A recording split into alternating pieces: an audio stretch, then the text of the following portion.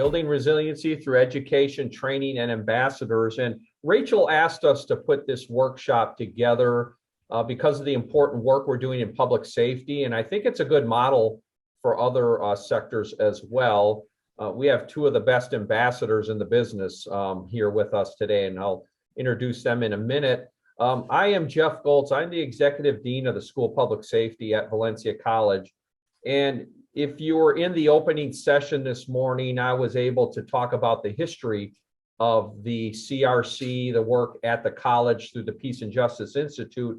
And I remember a meeting way back in 2018 with Rachel, and she talked about this concept and bringing it all together. And I was all in, especially after I heard about ACEs and resiliency, and always wished as a young police officer back in the 80s and 90s, I knew a lot more about this stuff. And now as the executive dean here at the School of Public Safety, I really feel obligated that we need to move this work forward in public safety. So here we are today. And what we've done, we've adopted a training and education model in this work back in 2020 into 2021. We had a task force we put together here, and some great recommendations came out of it. And I was all in already on this work. We just wanted to add some more, I guess, flavor to the work. So out of those recommendations, one of them was we need ambassadors to move this work forward. And that's what we did at the School of Public Safety last year. So I'll have Kevlon and Lauren introduce themselves and the importance and the energy they have of this work. So Lauren, go ahead, introduce yourself and tell us why you're here today and how you got here. Hello, I'm Professor Sykes on West Campus, Valencia.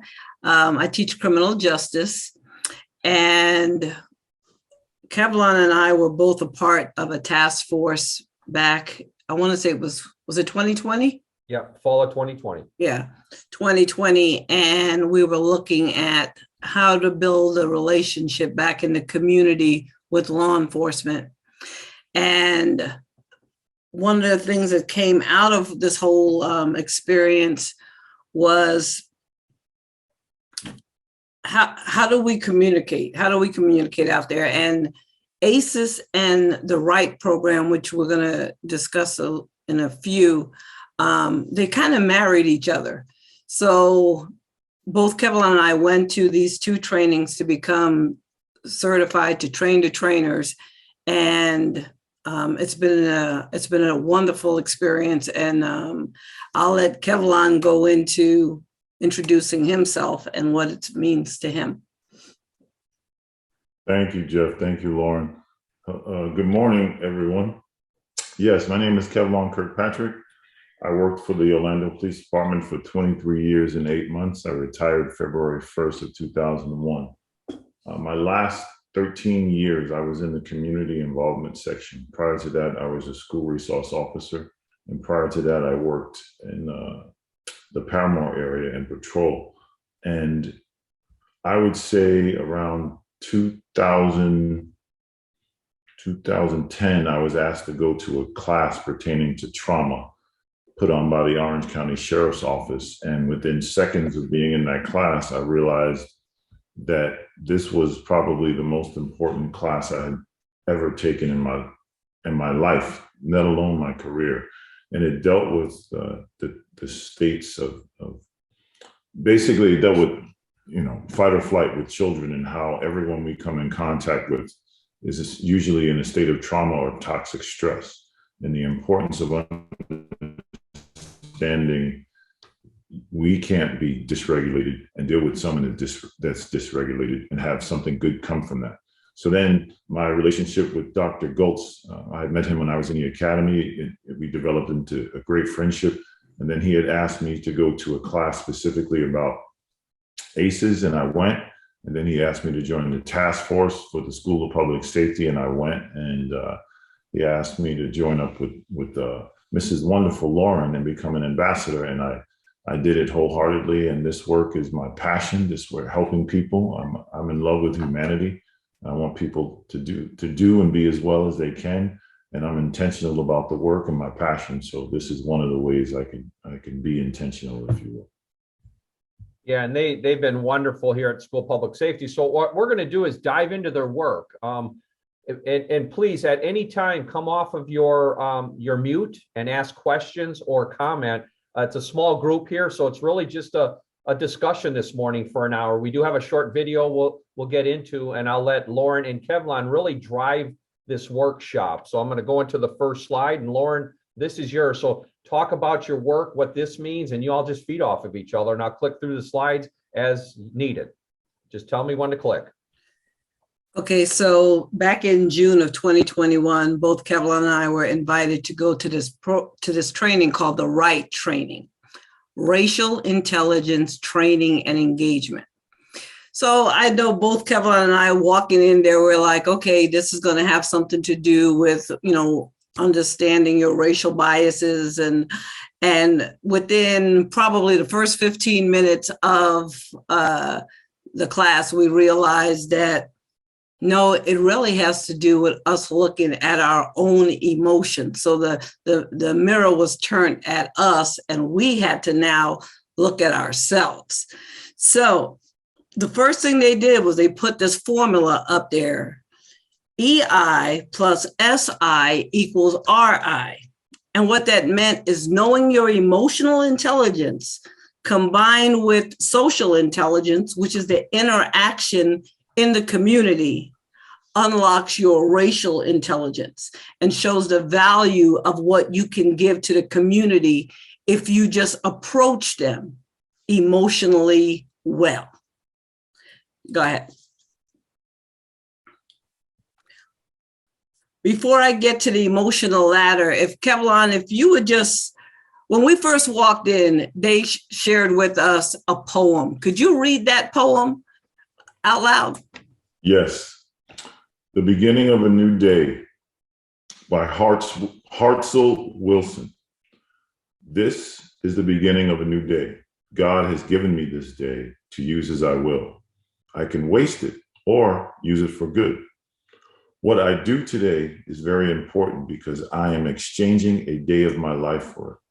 When tomorrow comes, this day will be gone forever, leaving something in its place I have traded for it. I want it to be a gain, not a loss, good, not evil, success, not failure, in order that I shall not regret the price I paid for it. Now, the backstory to this is that even if you don't know football, most people on this planet know about the Alabama Crimson Tide, Roll Tide. Each player that has played for them since the 1950s, I believe, has to read this every single day. And it is in their locker room, it's on their locker. Most of them are wearing it on their shirts. So their great coach, Bear Bryant, someone gave that to him when he was a child, and he said he read it every day, and it drove him to be a successful person. And then when he became a coach, he made his players read it and live by it. And every coach since him, and there hasn't been many, does the same thing. So when you delve into the onion and you peel back that onion of these players, all of them will tell you that that poem is their mantra and it's their life mantra. So when people say, why is that team so good? Because each of them have one goal in common, the beginning of a new day. And that's what they do. So that poem is very, very poignant, and it's real. Another component that we got to experience was looking in that mirror, and they went around and asked us where we were that day on this emotional ladder that you see in front of you. And the goal was to keep above hope, keep in the top 8 of those ladder prongs. And if you found yourself below hope, how can you get back up the ladder before engaging with the community? So one way that I knew that I could always get at least to the second the top, but the second is gratitude. They had something called a gratitude coin. And what you would do is you would look at the coin and you would say 3 things that you were grateful for. I'm grateful to be alive this morning. I'm grateful for my health. I'm grateful to be in my sound mind. So with just knowing that, grateful for my family, I could go on and on and on. What it would do is it would take me from wherever I was on the bottom of that ladder up to gratitude, and put me in a good place that when I'm walking into the community, or I'm walking into the classroom, right? Because that's my community. I walk in there with gratitude right off the bat, and the students can feel the love that I have for them because of the fact that I'm just grateful. Kevlon always starts his day. Go ahead, Kevlon. Tell them where you start your day. With love. That's my mantra. I believe that when the power of love is greater than one's love of power, the world is a better place. So this hit home for me because when you look at where hope is in the middle. So everything below hope, no time in my life have I ever made a good decision when I'm bored, impatient, frustrated, worried, angry, blaming, all of these other things that are below hope. No one we know, for the most part, and to include myself, has ever made a good decision, whether it be a police officer, a teacher, a parent, when they're below hope. It's just not possible. So we don't make good decisions. So this ladder is on my phone, and it's in my pickup truck. And before I do something silly, I look at where am I on this ladder? Maybe I should do less talking at this meeting than I normally would, because unless I'm above hope, bad things happen. One of the things that I've done since taking this class is I start every semester at school with the ladder. And I go around, especially coming back into the classroom from the pandemic. Where are you? It's almost like a check-in. Students, where are you on this ladder? And it's nice to hear that some of them are up at the top of the ladder. It's great. But I do find a lot of my students are not there. And we discuss it. And it's such a moment in the classroom. And I remember asking my students last semester, okay, everybody put theirs out there. Where do you see your professor on this ladder? And once all of them pretty much said passion. We see it. You got passion. Passion is your thing, Professor Sykes. And then I had one student in the front. He said love. And I was like, love? And he goes, I've only been in this class for 15 minutes, and I know that you love us. So when you can start like that, that's why this ladder has to travel with me, just like Kevlon was saying. I need that ladder every morning to look at and say, where are you, Lauren? If you're down here, you need to get up to the top. Do you want to say anything more about how, Kevlon, how the law enforcement and corrections folks experienced the ladder in our class? Well, yeah, they all acknowledge that when bad decisions are made by citizens or themselves, that it's below hope. So they were shocked at how simple this was, but yet practical and necessary it was for them to reflect before they made decisions where they were on this ladder, and to make sure that they had accountability partners to bring them up above hope. Yeah, and let me add to that, to their conversation. What we've done at the School of Public Safety is we've brought this right training in a few different times, and it's actually now out in our community, our law enforcement corrections community, because of the training we've offered here. And what Kevlon and Lauren have done is they are now teaching it in our leadership program here at the School of Public Safety to each class. In fact, in May, they'll be teaching 2 parts of this training into our leadership program. And they've developed a course a standalone course on this topic, and they deliver it a few times a year to law enforcement corrections. So it's morphed from their training, kind of the train the trainer concept, into our community through these two ambassadors that you see here with us today. So we appreciate their work. Lauren, did you want me to click to the next one? Yes. There you go. All right, so understanding racial intelligence. When we were looking at it with law enforcement and corrections, first I want to just show, before we discuss this, just the connectivity between ACEs and right. The people in the jail, the corrections officers and law enforcement officers, they deal with ACEs all day long. I mean, we can just believe that. Now it's, how are you going to communicate with this population? Have you ever, and I'm going to throw it out there to the audience, this is where you get to come in and have fun with us. Have you ever had a moment where something was happening around you and you were literally, you couldn't see anything, but it's called blockout. Basically, you're just in that moment. People are talking to you. You can't even hear them. You're just focused on what's in front of you. Has anybody ever experienced what we call a blockout moment? Anybody want to share? Let's have some fun. Come on. Ann, you're shaking your head. Come on, Ann. I don't think I can think of like one example.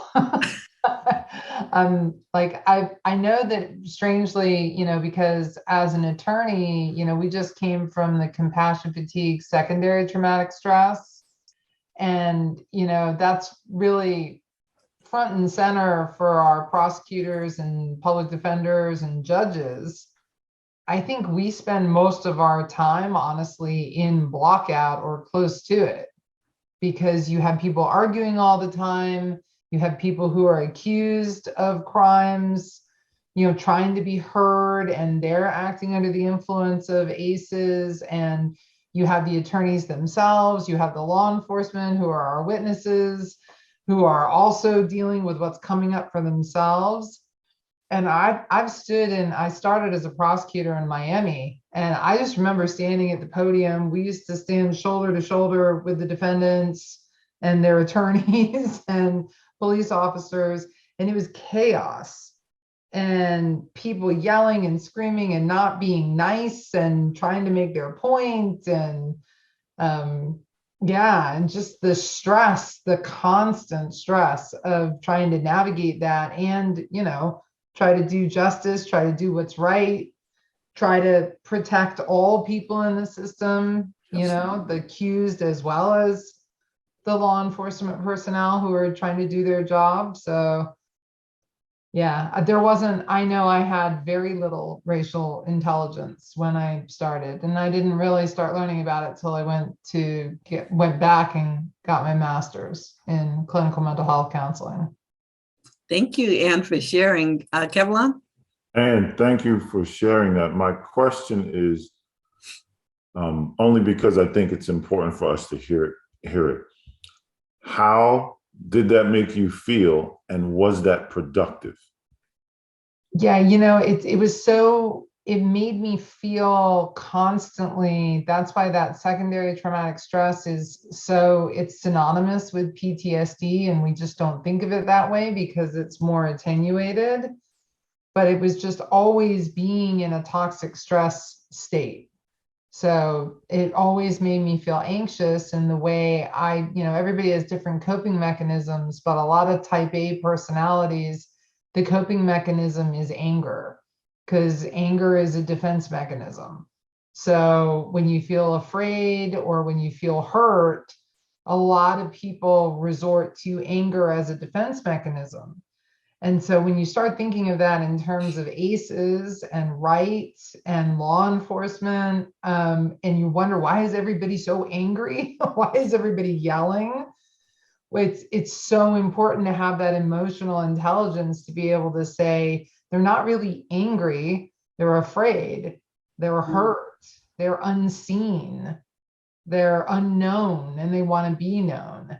and they're living down there at the bottom of the ladder instead of at the top. So yeah, no, it's not productive, and yet that's where most of our work in the court system is happening, and that's a problem. It's a huge problem.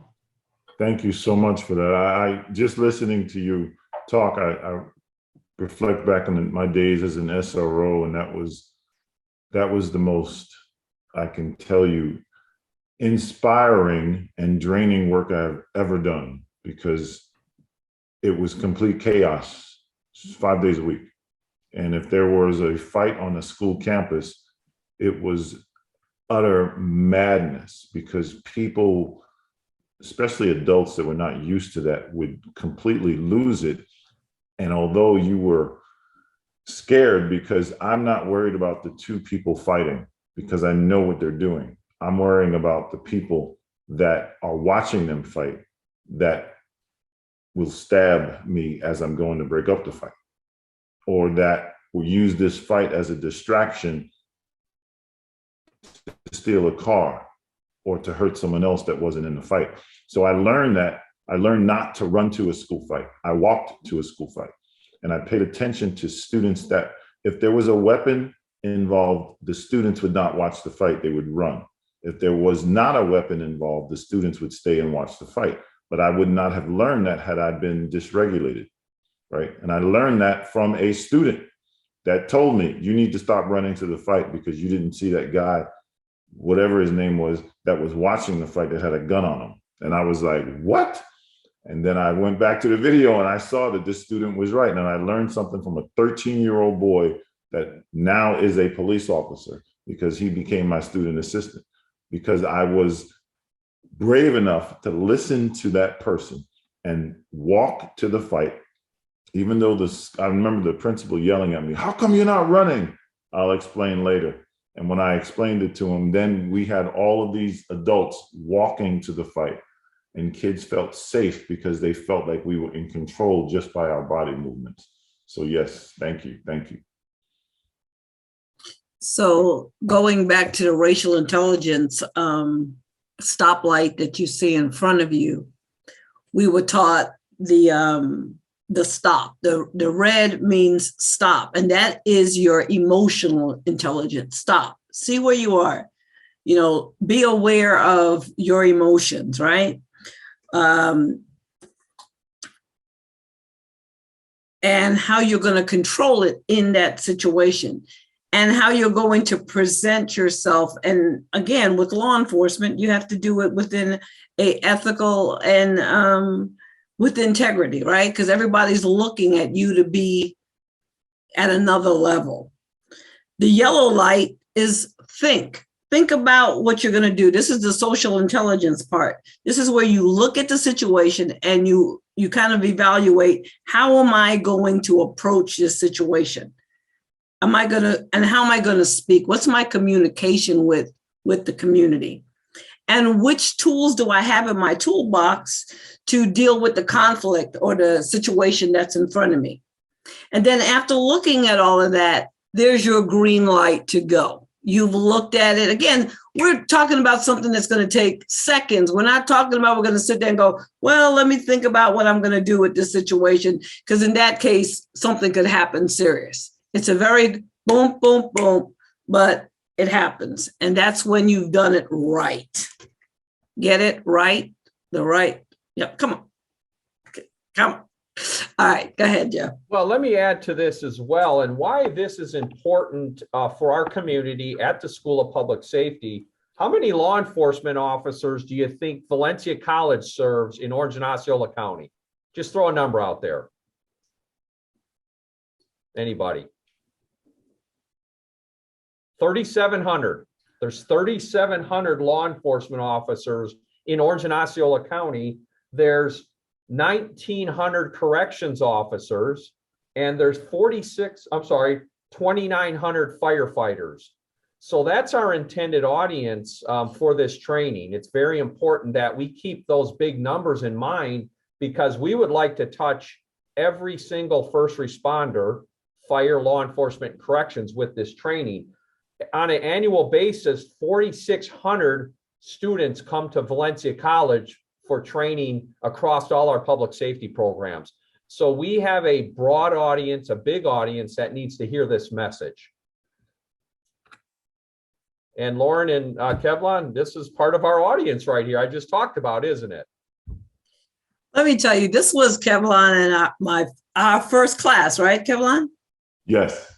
All right, this was our first class, and we had a little bit of corrections in there.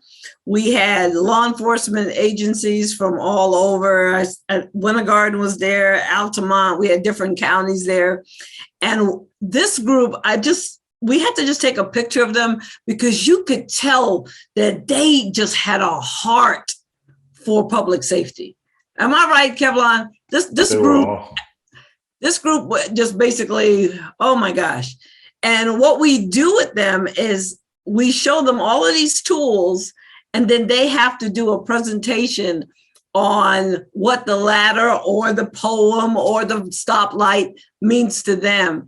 And at the end, we were just like in awe of, these are the ambassadors that are going back out there in the community in law enforcement, and they're going to talk about what right and ACEs meant to them in that was a 2-day training, right? 2 days. Yep. Yes. Anything you want to say about this group, Kevlon? So the young man in the back with the gray shirt and the pink and gray tie, I knew that young man since he was 13, and he was another one of my student assistants. And then to write a letter for him to become a Lake County deputy, I cried writing that letter. And then I went to his graduation, and his wife said, you know, he calls you dad when you're not around. So that, just having him in that class was moving, and having him want to be a police officer because of the interactions I had with him at Edgewater High School when he was a student means everything in the world to me. He is not only a great person, but I know the people that are training him and have worked with him, and they say that he is an exceptional deputy. And they're not just telling me that because these people never said that about anybody else. So he is truly a wonderful person. It is a life's passion for him. And he practices this as a new deputy, even though he has, he runs into some old salty people. And it's not because they're mean, they're just not used to this kind of talk and this kind of training. And he still stands his ground and is passionate about the way in which he polices, and he loves it. And what's really unique about this work we're talking about today, I was in law enforcement, and Kevlon and Lauren were as well, when we went through the community policing era. That told us what organizations should do for our community. What this does, it's really telling us what each individual first responder needs to do for our community. So that's why this work is so important. Great point, Doc. All right, we'll show a quick video here. It's about 10 minutes, and this is one of Kevlon's favorites. So let's take a look at this.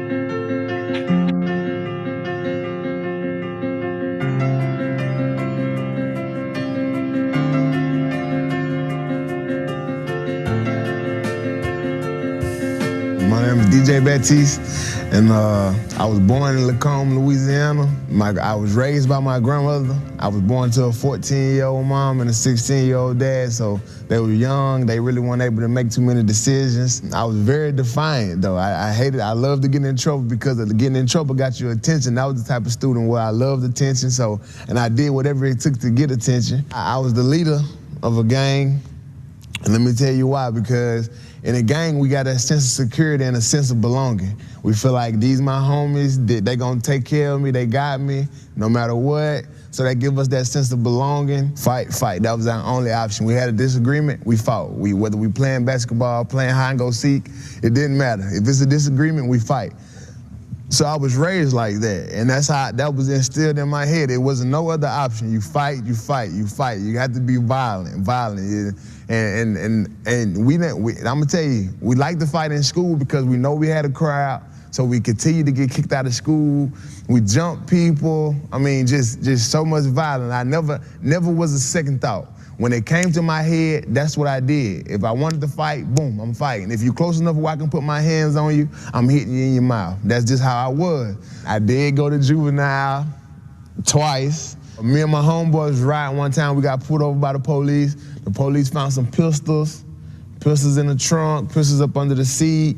And we wasn't even headed to out of all the times we done had guns on us, headed to go do something, the police never stopped us. But this time we were just riding around with the guns and he stopped us. And they confiscated all the guns and took us down, took the guns, and yeah, pretty bad. It was my first day of my senior year of school, and everybody was always tell me, since you hate school so much and you're ready to get out of school, then why don't you just go ahead and put forth a little effort and finish your senior year? And I didn't look at it like that. I looked at school as a place of, that's where I can associate, this when I can make people laugh, I can be a leader still because people want to see me, people want to follow me. I can look at girls, and if anything's going on between the hours of 8 and 3, it's gonna happen in school. So I didn't want to miss it. So that was my little motivation for school, to go to school, because I didn't want to miss anything. And I walked in Miss P class, that's what I call it, Miss P class late. My name is Donna Porter, and I teach public speaking at Picayune Memorial High School in Picayune, Mississippi.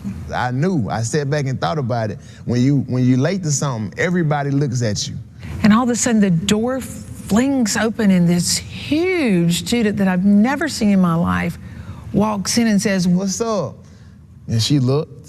And I said, "What's up?" And I just had the attention of the class that fast. My first thought is, why did this happen to me? On the first day of school when I'm trying to set the tone? And then I thought, I've got this. Thank goodness I've got this. But to be able to access my brilliance, I have to take a deep breath, stay composed, and watch him. Look at his nonverbal language, because all behavior is purposeful. She said, "Well, I noticed you're late to my room. There's no problem because you probably couldn't find it." I just kind of looked at her with this crazy look like, yeah, whatever. And then she was like, "Well, have a seat." And I looked at her, I said, "Do you have any kids?" And I said, "Well, actually, your name is DJ, Mr. Baptiste. I have 2, and I just informed the class about it, but because you missed my room, you didn't hear. So are you married?" he said. And I said, "Actually, I just told the class I've been married for 30 years. I stepped back and said, 30 years? Folded my arms, looked up and down and said, "Don't you think it's time for a change?"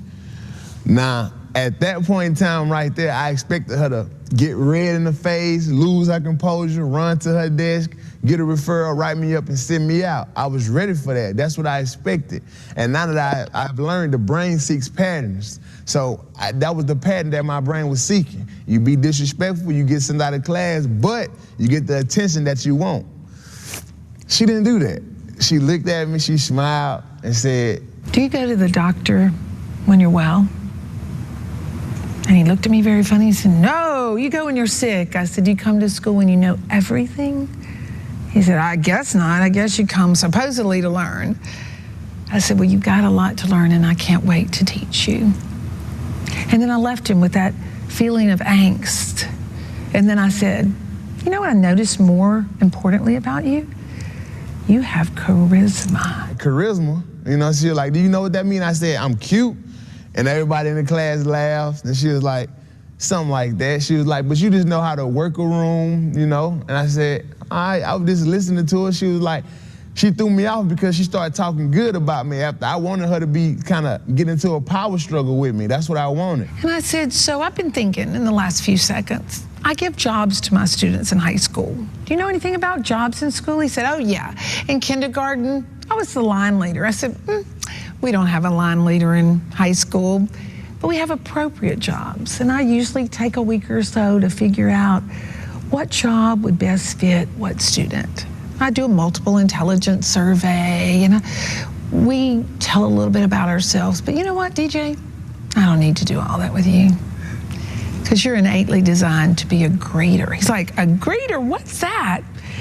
And I said, a greeter is someone that will stand at my door every morning. As everybody come in, I get to shake everybody's hand, appropriately hug the girls. That threw my mind off. And then she said, on top of that, I get to come in front of her class and have my own session for 2 to 3 minutes. How does that sound? That's what she said. I said, it sounds too good to be true, so let me run it back to you. I said, so you mean to tell me I get to stand outside your classroom, shake everybody's hand who comes by, then on top of that, I get to come in front of the class to have my own session? She was like, yeah. I said, well, I want, you know what I'm saying, I want to try this. She was like, but it's one catch. And I remember I dropped my head like I knew it was something, you know. All you have to do is be on time. Because if you're my greeter, that means you have to be the first one here so everybody get a chance to see you and shake your hand before they walk in my classroom. And I just remember shaking my head like, all right, I try this, you know. I see what it's something here I can't tell yet, but it was something there, and I just remember thinking, I try this. And she said, okay, pick up your backpack that you threw down and go have a seat. And that was the first day of my new life. Day 2, I'm standing in the hall and I see this mass of people just parting, and the only figurative language I can think of is Moses parting the Red Sea. And here comes this huge guy, and I hear these words that are so important for anybody watching this video. Everybody move out of my way. I've got to get to Miss Porter's class on time because, listen, I have a job to do. I have a job to do. A disconnected child is a discouraged child. He needed to be encouraged, and every day he stood from day 2. He had been in the criminal justice center. He had been expelled from the alternative school. He had been in school isolation, out of school suspension. Nothing worked. All he needed was to be encouraged.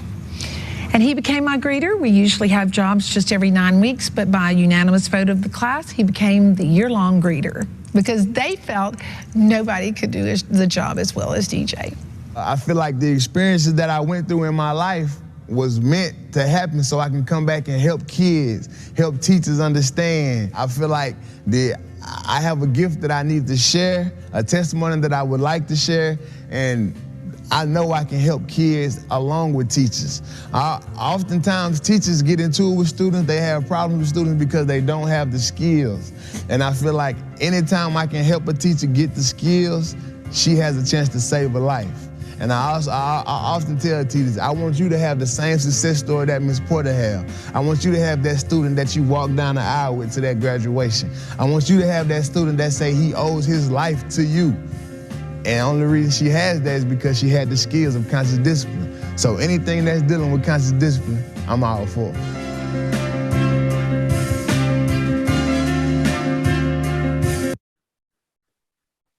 Okay, so is there a need to say anything more? I mean, how do you not love that young man? He is, as she said, he is very charismatic. He's actually filled with love. The most I guess moving part of it was when several of them was when she said a disconnected child is a discouraged child. And I think for me, when I operate from a perspective of love and from a position of love, you can see that. But when we operate from a position of power, why? Because that's safe to do, that's easy to do, especially for men and especially for people in law enforcement operating from a position of power, then you don't see those things. You just don't, because you're in your safe zone. When he said to her, "Are you ready for a change?" in reference to her marriage, there was a whole lot of words that he didn't say that she knew, but she challenged him and said something else from a position of love that threw him off, that he was not expecting. There's so many aces and references to aces that he made reference to without even knowing that he was making reference to, which is these young people get it. They just don't know the names and the isms that we refer to because we're a little bit more knowledgeable about aces than them, but they know something is not working as the way it should be.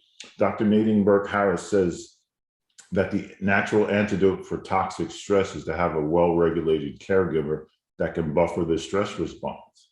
We can all be that well-regulated caregiver because it doesn't have to be a direct caregiver, as you just saw. I guarantee you all of us have either been the one or have had someone be the one for them in their lives. Dr. Goltz, can you show the next picture? So these two pictures, I learned about them, these two photographs, I learned about the backstory in 2021.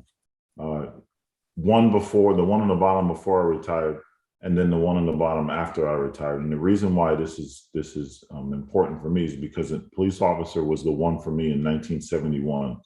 In 1971, the address was 1786 Toppings Avenue in the Bronx. And the short version is I was beaten by 16 to 21-year-olds. I was beaten for about 45 minutes to the point where I was unconscious. I was put in a hospital for weeks on end. Some would say it was a month, some say it was 45 days, I'm not sure. But when I woke up, I saw a redheaded police officer. I'd never seen a redheaded police officer in my life. I was 5 years old, so I didn't have much reference. Holding my hand, holding my right hand, crying, and my mother and father holding my left forearm in my left hand, and they were crying. I'll never forget. Obviously, I remember what my parents were saying to me, but the police officer, in his Irish accent, Irish New York accent, was telling me I was going to be all right. I was a tough kid, and that he'll never leave my side. So for that 45 days, my parents told me that he was there every day, before shift and after shift, making sure that I was okay. So that moved me, and that brought me to tears when I saw the one on the bottom. I think this boy is like 5, maybe 4. And the backstory was he was dysregulated. He was angry, and anger is fierce bodyguard, as Anne pointed out. And so does Dr. Lori DeSaltos in her book, Connections Over Compliance. So this child was angry at something that happened in his home the night before. That is the backstory. And he was yelling and screaming and crying and punching a chair. A teacher or a guidance counselor called for the SRO, and the quote was, "He needs to go to jail." So the SRO said, "Thank you for that information. You can kindly leave the area and I will give this kid what he needs." The officer laid down beside this child for 30 minutes. And then I don't know why they didn't put the other part of the picture. I couldn't find it in the story. I couldn't find it in all the stories that I was reading about it, but the child walked back to the class holding the officer's hand after the officer took 30 minutes. And the officer didn't do anything but told that child, "I love you." That's it. It didn't take a college degree. It didn't take, 6 months of a police academy. It didn't take anything but love. The story on the top, the two girls, they lived in a house or an apartment, I believe. And there was a fire in a neighboring house or a neighboring apartment that burned down their whole area that they live in. And these girls lost all of their toys. So that was the first officer on scene, and these girls had a connection. So the officer does what an officer does. The fire department comes, the officer leaves. Well, the mother calls the police station and says, "Hey, that officer that arrived first on scene, my girls are crying, and they say that the only person that makes them feel safe is this officer." So this officer got off work and came right there and hung out with them and brought them some clothes, some food, and some toys. And then he also the next day brought them to meet his children, and they still have a relationship. So these officers, and there's thousands of officers that are doing this on a daily basis, they just may not be aware of the impact that it has. They may not be aware of PACEs, but they are the one for these people. More often than not, I guarantee you 10 years from now that these children will probably reflect back on these positive childhood encounters that they had with these officers that shaped their lives. Like for me, it was that officer, that redheaded guy with that Irish tone that I was more impressed with his accent that I was with anything else. And he was just a huge guy. He had huge hands, and I saw him crying, and I'd never seen a police officer cry. I'm 5 years old, so I looked at a police officer as like a superhero. So I never saw someone cry, and this guy was crying, and he said that he loved me. Just those words, I love you. Like, this guy loves me, he doesn't even know me. So my point is this: we have to be intentional, right? You can say that you want to help the neighborhood, but you have to be intentional. And the proof is in your work. And in my humble opinion, we can either continue to put people who make bad decisions in an environment where they make no decisions, and then release them from that environment and expect them to make good decisions and think that that's going to work, right? Because it hasn't. We have 2.12 million people in prison, and we're still not the safest place on the planet. And I'm not saying that people may not need to be or have to be incarcerated. What I'm saying is the way in which the environment that they're in when they get there is not productive, right? We're not releasing people back into society better than they were when they went in there. We're not doing that. Let's just be honest. So we have to be intentional, and we may not be able to be trauma informed, but we can be trauma aware. Trauma informed is a process, and it takes a lot of stuff that we have to peel back. But trauma aware is exactly what this conference is about: becoming trauma aware and spreading love, because love is not easy to do, right? Practicing the principles is not easy to do. Understanding how the brain works is not an easy process. When you think about it, we're in an environment, we work in an environment, all of us. We play in an environment where we're dealing with three aspects of the brain and self-control: the executive state, the emotional state, and the survival state. Right now, all of us are in the executive state, right? The prefrontal lobes, what can I learn from this? But let's be honest, most of the time when things aren't going well, we're dealing with people, we're dealing with children whose brains are in the emotional state and the survival state. The emotional state, the limbic system, right? Am I loved? Or the survival state, that's the brainstem. Am I safe? Right? And then if they stay in those two, emotional state and survival state, they're going to go into flock, fight, flight, or freeze. Like, we forget about the flock. That's the acute stress response. We call it fight or flight.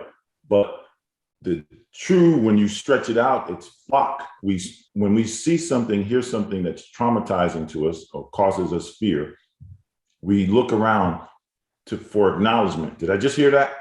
Right? That's flocking. Then we either take flight, fight, or freeze. And law enforcement officers go through all of that as well. We just, for the most part, go through it in a very smaller space. We go through it quickly. The average person, since violence is not innate, despite what people think, violence is not a natural thing for people to experience and to do. If it were, we wouldn't have millions upon millions of people suffering from PTSD, right? If violence were natural, if it was just a natural thing and we could all do it, PTSD wouldn't be as prevalent as it is. And just so we know that PTSD was not an accepted phrase, an accepted study, right, until 1980. So we're still just learning about PTSD. And unfortunately, PTSD in its inception only took into account soldiers and adults, people that are more than likely able to express themselves, not children. We can suffer from PTSD from looking at or hearing about a traffic accident, right? I mean, that's because what is traumatizing for me may not be traumatizing for you, because everyone is different. So when you talk about the passion that we all have, and all of us have the passion, you just happen to be listening to us, but all of us have the passion, or else you wouldn't have sat through 2 days of a conference, right? It's just that simple. So all of us have a passion. We're just expressing it in different ways. But I just feel that I have to remind myself to always operate from a position of love and not a position of power, because more is accomplished that way, right? And I look at, when I listen to citizens tell me about their discomfort or their lack of interest in law enforcement, or not lacking they're saying law enforcement's lacking X, Y, and Z, and they're probably right. We need to have all these voices at the table when we're talking about how to implement strategies and practices and policies and procedures and laws as it pertains to people, in particular children. We have to have these voices at the table that we may not necessarily agree with, right? Right. We have to, because you think about it, we have body cameras. Why? Because citizens demanded it. We don't have body cameras because law enforcement wanted it. We have body cameras because citizens demanded it. So we have to look at it from that perspective and just engage with people. So with that said, has anyone ever been the one or had someone be the one for them? Come off mic and or put it in the chat, please.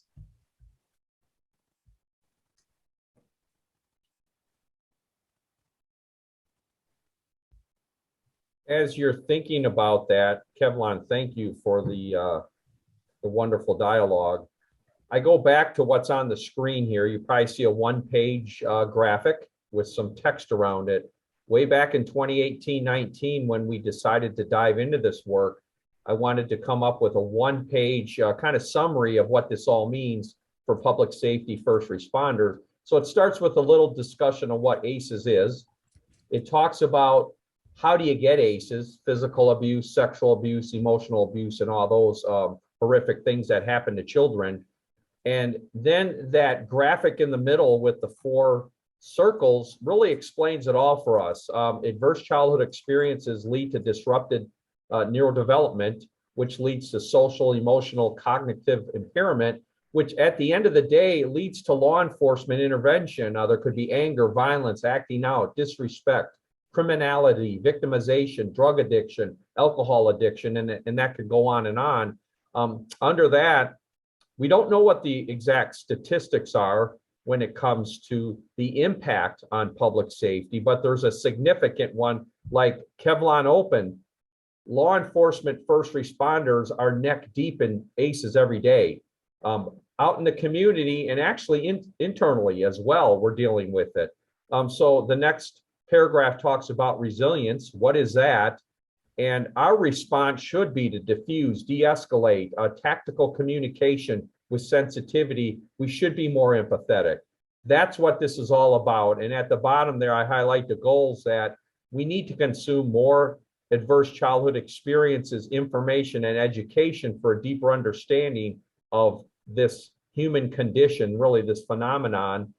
We must enhance our understanding and empathy when serving our communities in our very unique roles in public safety, and continue to collaborate in regional efforts to become trauma informed. That's exactly why we're here today through the CRC. That's why we're so far so deep into this work. And I have 2 of the best ambassadors doing all of this on this page with us today, Kevlon and Lauren. So I'll leave it to we only got a few minutes. Any questions? Lauren, Kevlon, any parting words of wisdom to the groups? And we'll just leave it open for a few minutes. Go ahead.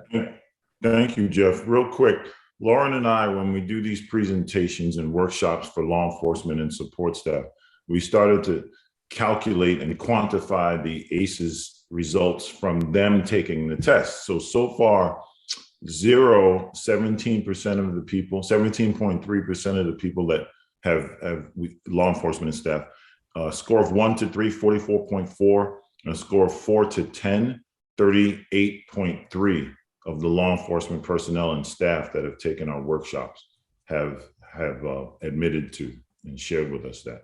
And the 17.3, I would tell you that probably over 90% of that are people that just didn't take the test. So we just circled 0.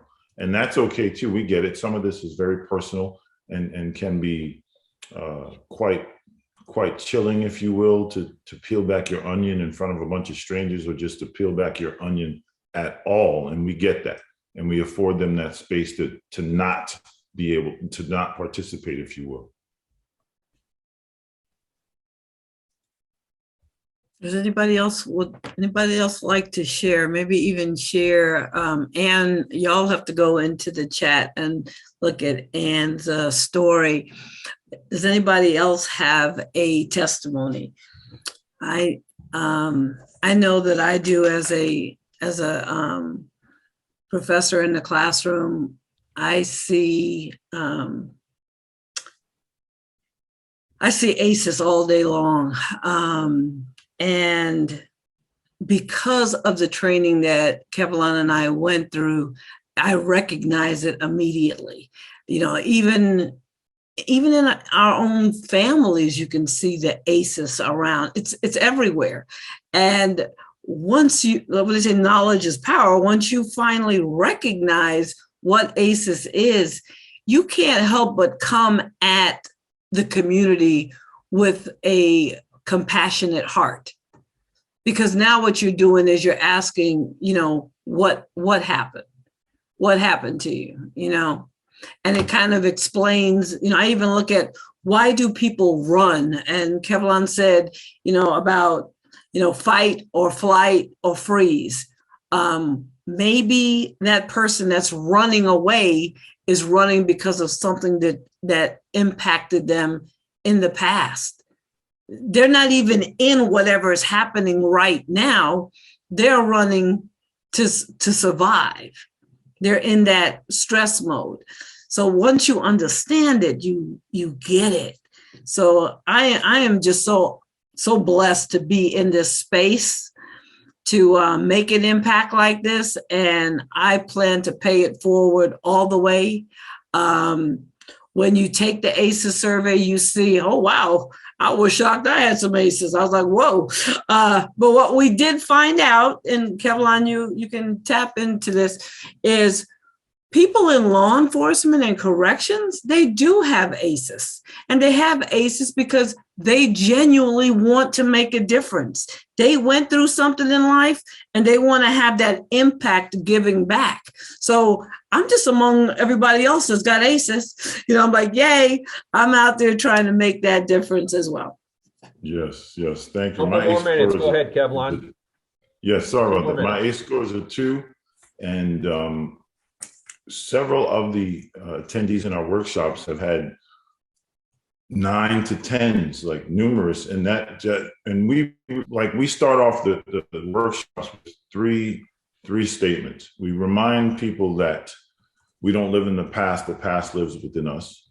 Time in and of itself, void of self-care and the proper intervention, does not heal all wounds, and the science proves it.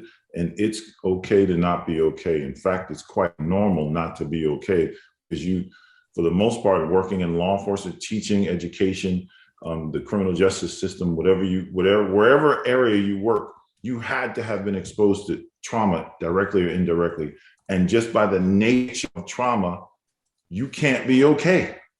And that's quite normal. And it's beneficial for us to share these stories and some of your pains. And this way we could work toward resilience. And resilience basically means the ability to adapt to negative change and recover from it as quickly as possible. We all have the ability to be resilient. Sometimes we just need someone to remind us of that. And it's great to have an accountability partner.